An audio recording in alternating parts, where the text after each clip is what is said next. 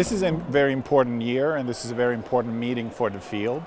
We are starting to get answers to our question how addition of selective PI3 kinase inhibitors improves outcome in metastatic breast cancer. In particular, we're going to be talking about two studies that involve a beta-sparing PI3 kinase inhibitor called Taselisib. One study is called SANDPIPER. It's a phase 3 study that compares fulvestrant plus minus Taselisib in patients who progressed on aromatase inhibitors. And the second study is more of a basket study, a component of MATCH trial, where we are studying Taselisib in a wide range of malignancies that are characterized by PI3 kinase mutation.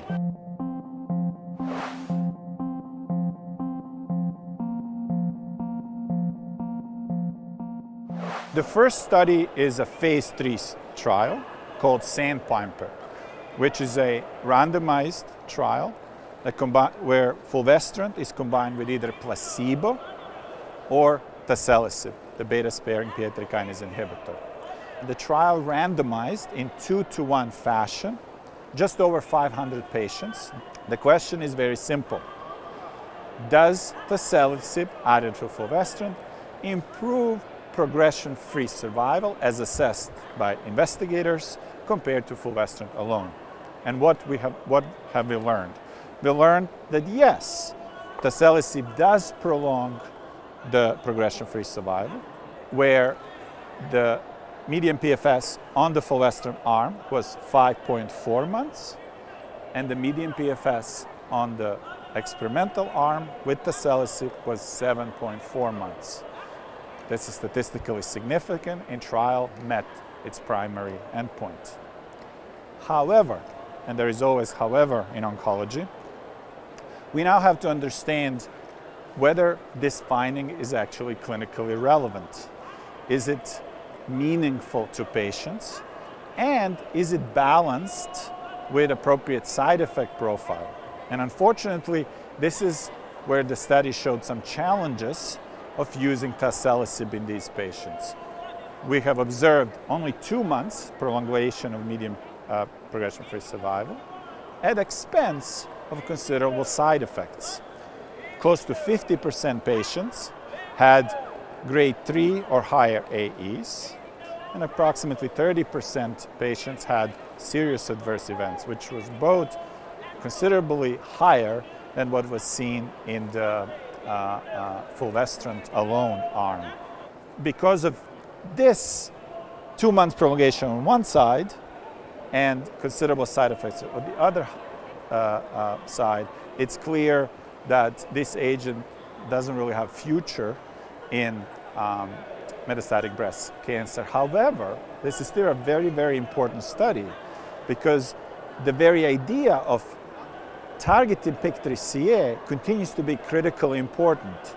What we are learning from this trial, that this is clearly, it's an active combination, but we need to work on improving therapeutic index. We need to work on improving and understanding side effects of these agents.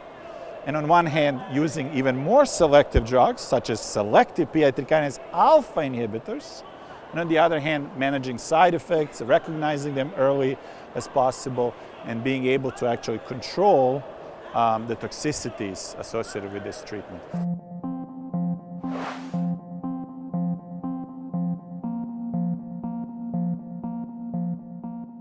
MATCH trial. So this is a completely different type of trial. Instead of phase 3 randomized trial, this is now a basket trial where you're taking any advanced solid tumor, except there are certain ineligibility criteria pertaining to whether the patient is breast cancer or non-small cell lung cancer, which there are dedicated investigations of those patients. So any other malignancy that has PI3 kinase mutation.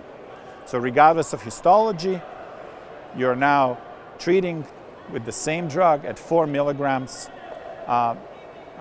all these patients, and in this trial there were 65 patients belonging to 36 different histologies.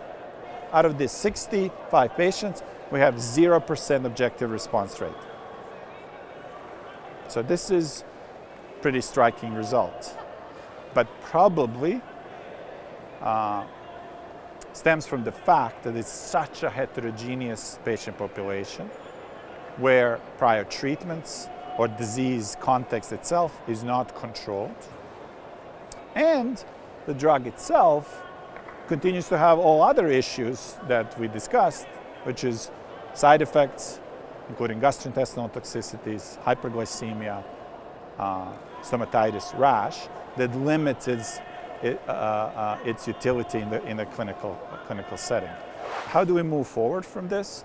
Well, the obvious next step is, if beta-sparing PI3 kinase inhibitor is active but too toxic, let's simply study specific alpha inhibitors, and there are currently 2 in the development, and in this trial there are various trials in progress or preliminary results with PI3 kinase alpha inhibitor called Alpelisib. And there is also at least one more important compound from Genentech themselves called GDC0077.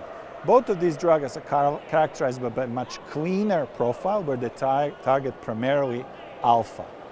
So what we are eagerly now awaiting is how selective alpha inhibition performs when added to fulvestrant, whether activity is higher, whether side effect profile is better.